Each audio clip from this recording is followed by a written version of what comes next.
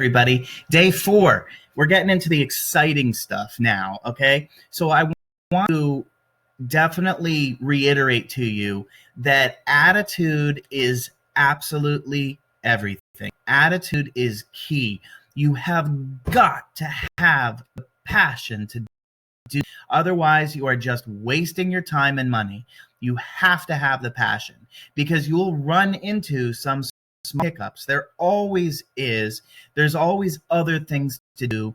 There are always disruptions. Okay. I'm in the middle of doing inventions and all of a sudden COVID-19 hits, I mean, like there's always stuff. So if you are passionate, you will get through anything. So find your reason why you are doing, okay? Why are you doing this? I have loved inventing since I was a little kid. You don't need to love inventing or have loved inventing. You just need to have a reason it is that you're doing this. If you've got a job and don't necessarily like that, don't want to work in that job your whole life, then paint the picture very clearly for yourself as to what coming up with or multiple inventions and selling them is going to do for you. If you lack the confidence in what it's going to do for you, you're going to lack the results. Have confidence in what it is going to do for you.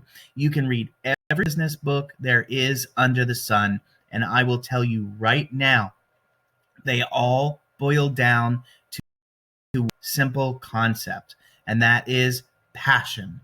You have to be passionate about it. All right, watch 5 times so I don't have to say it 5 more times.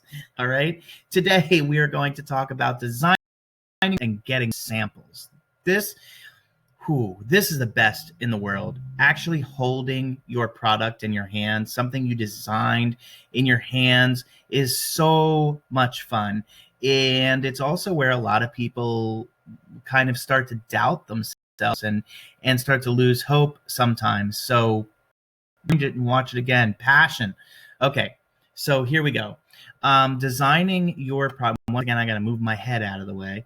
Designing your product. All right, so I like to use Tinkercad. What you're looking at here, this drawing here, is from Tinkercad. I got baby ducks and needed a way to let the baby ducks feed themselves some water and not make a giant mess. And so I went on Tinkercad real quick and designed a 2-liter bottle, screws into the top middle there, and it distributes the water into 4 little cups so they can stick their beaks in the little cups. That didn't sell that product. I just made it for myself, and I have a 3D printer, so I printed it out.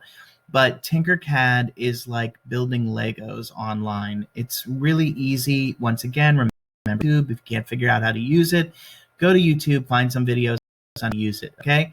Daydreaming is really key here too. It sounds strange, but it's so true.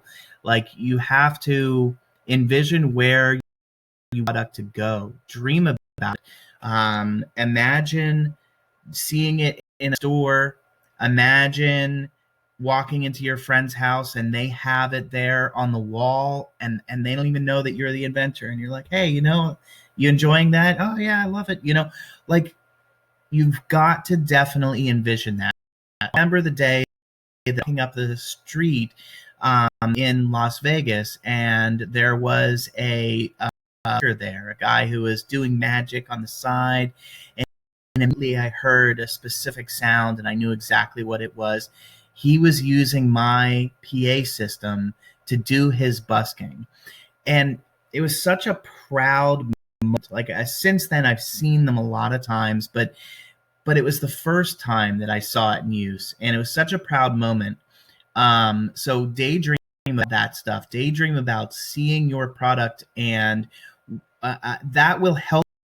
That end goal in mind will help you along so that you can come up with the right features of your product to make sure that your customers have what it is that they want. Okay, and the next also going to do a lot of that for you. So next, okay, so we will get there too.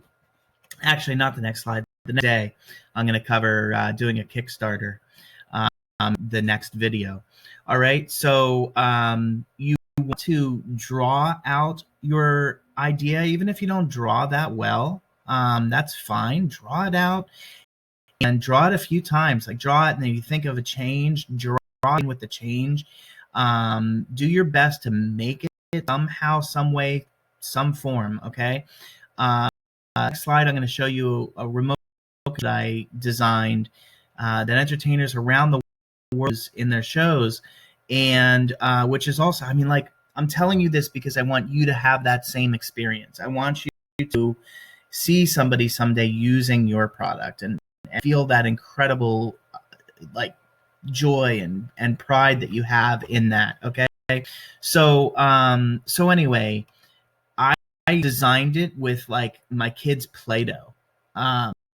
It doesn't matter how you do it, but I even put molten Play-Doh on the slide. So you have to find a way to design it, make it. Maybe you carve it out of wood. Maybe you go in Upwork and hire someone to make a 3D rendering of it for you. Okay, you work back and forth with them until they get it right.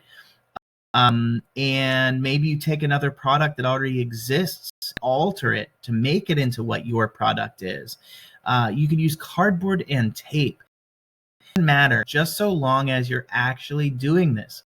You have to physically make the product. You will not know the pitfalls of your product until you have one in hand. Okay, so it really is important that you do that. Now, getting samples is really key. This is great when you get the samples in hand. Man, that feels so good. Okay, there's pictures here that I'm showing you, and that's because it's from where I started to where I end with one of my first inventions, my Ultimate Control. It was the first invention that I built from the ground up. You can see it's antiquated now, but back in the day, it was top notch. Anyway, started with a little MP3 player. No, I don't like that. And then they sent me the new one, and it was the one. I was like, yes, perfect, but I want it all in black. Bless me. Then we put Ultimate, by Happy Amp on it. Also the remote. This is the first remote sent me. And then we kind of made an example that would do what we wanted it to do, and then came up with the design. That was what I designed in clay. And ultimately, lighter gray for the buttons, and that's what we came up with. Okay, and it doesn't need to be perfect. I fixed some mistakes on my second version of it that my first one had. The point is just to get it done and get it out, because if you try to go for perfection, it will never happen. Your product will never be perfect. Now, dealing with Alibaba, Alibaba.com, to find factories. It's not just China. You can find factories all over the world to do the product that you want. Okay, so you don't have to use Alibaba. I just happen to like Alibaba. All right. Greetings first is key. In the US, we seem to have lost this art form.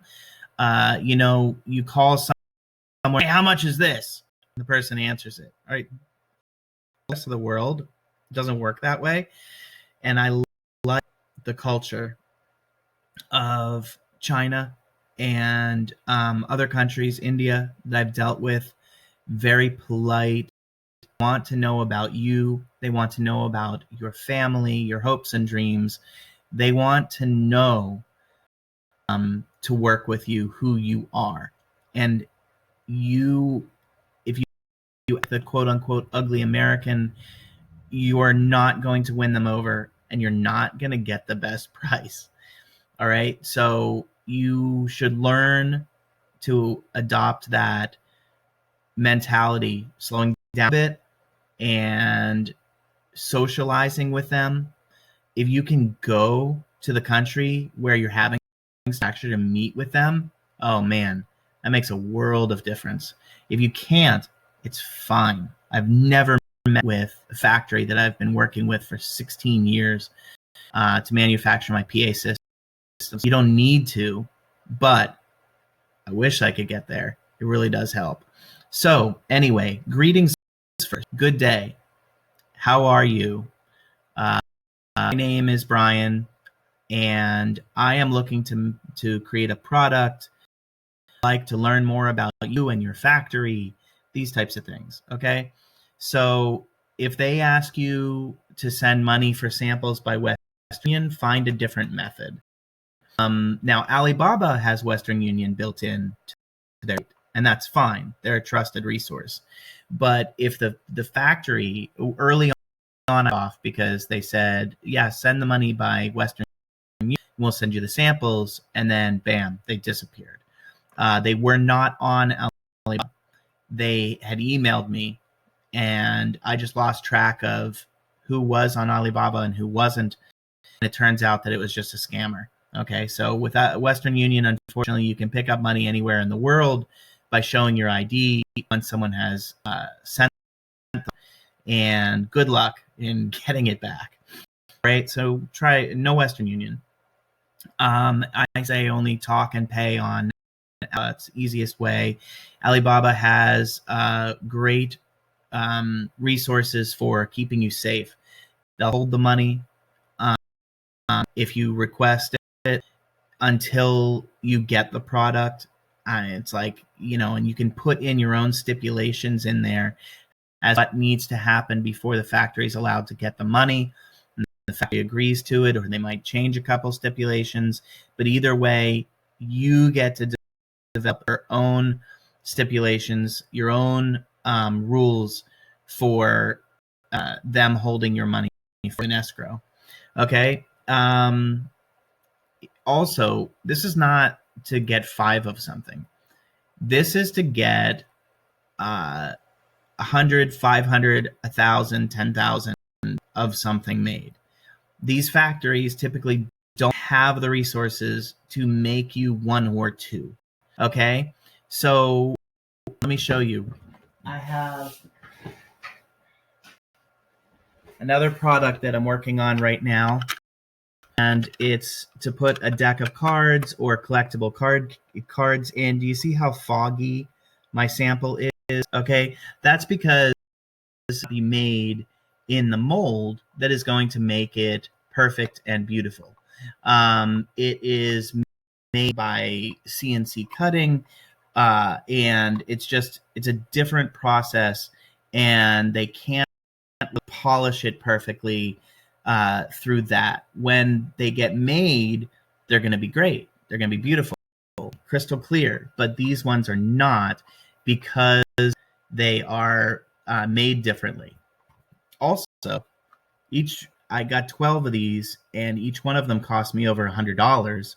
And in the end result, it's going to be pennies for each. But all of that labor and time and effort for them to manufacture a sample costs money.